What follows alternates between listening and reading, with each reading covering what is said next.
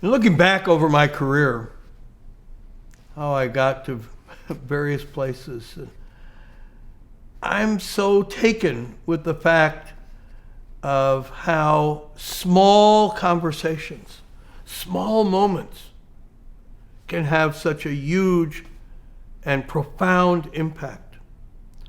How something you heard from one person later come back to be such have a huge and profound influence on where you end up and what happens to you. For example, I took a history course at Loras College in Dubuque from a professor named Robert Balfe. It was History of the United States of America from 1865, the end of the Civil War, to the middle of the 20th century, which was when I was going to college. And Professor Balfe wasn't the star of the history department at Loras. He was somebody who gave pretty dry lectures, but they were well organized. And he spoke kind of an outline form, and you could take notes. And I did okay. I don't remember what grade I got, but I got a B or an A. And I don't know how much I thought about it until I'm in the oral exam of the Foreign Service that will decide whether I get accepted to become a Foreign Service officer or not. I passed the written exam. Out of the 18,000 who started, down to 800 or 900. And now the oral exam will decide which 200 get chosen to be part of this elite Foreign Service, this elite American diplomatic corps. And in my oral interview with these three senior, experienced Foreign Service officers, and they're asking me question after question, finally they get to kind of the big question that sort of meant to separate those who pass and make it and those who don't. And they say, oh, Mr. Quinn, want to comment on the muckraker period in American history and some of the leading individuals who were part of it, what it means. Oh, wow. Sitting there in this closed-in, windowless room across this table in a kind of sterile U.S. government environment, I realize this is it. This is the big moment. And it's then that Professor Balfe's notes just kind of appear to me in their highly organized form. And I start going through and explaining the muckrakers are the social commentators of the end of the 19th century. And then they're leading reforms in areas, whether it's in slaughterhouses and busting up monopolies in oil and a sector everywhere with their profound impact. And I worked through them one by one, Ida Tarbell and what she accomplished. And at the end, when the board came back and gave me the news that I had passed, that I would soon be accepted as an American diplomat, I was so profoundly thanking Professor Balfe. But there's this almost endless array of conversations.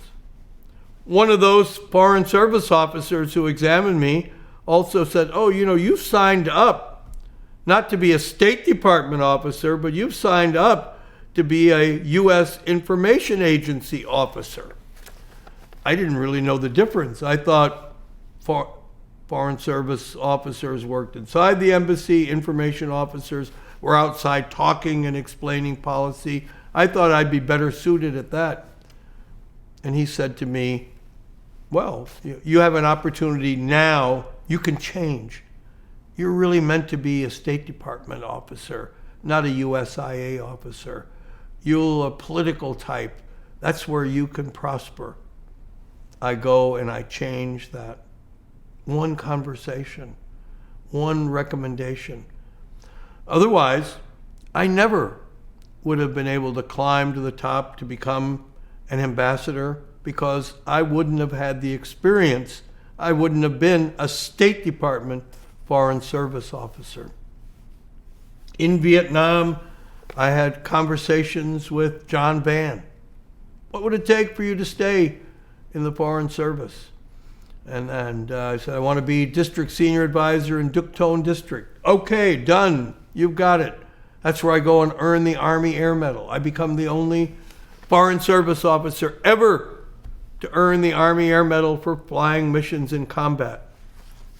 In Vietnam, I'm advisor. I welcome a journalist who I'm supposed to take around and show him what we're doing in pacification. I'm all set to leave Vietnam after putting in about 14 months. I have my orders. I'm going to Harvard. I'm going to be assigned in Western Europe. I'm going to have my dreams come true by working in Paris or Vienna or London or someplace like that. And this journalist asked me a question about, what are you going to do next? And I tell him, Harvard, Europe. And he said, why would you want to do that? It makes me think. You're out here, the epic event of your generation, making a difference. I go back that night and write to the State Department, I don't want to go to Harvard. I don't want to go to Europe. I want to stay working in villages where I've suddenly found I can be really good. And at the end of my 6 years in Vietnam, I take the law school, law boards. I had always dreamed of being a lawyer. That was my first goal. Not to be a diplomat, to be a lawyer, to be Perry Mason. And I get this terrific score on the law boards. And I'm going to leave. I'm applying to law school. I'm going to leave the Foreign Service, leave my diplomatic career, and go and fulfill what I thought was my dream. And I meet an officer named Paul Hare. And he said, oh my gosh, look, you're contributing in such incredible ways. The work you're doing in Vietnam is invaluable. You'll be a star in the Foreign Service. Whatever you do, don't leave. Don't go to law school. He changes my mind, convinces me not to go to law school, not to do that. I stay in the Foreign Service. Never would have been ambassador. Never would have been president of the World Food Prize Foundation, except for Paul Hare.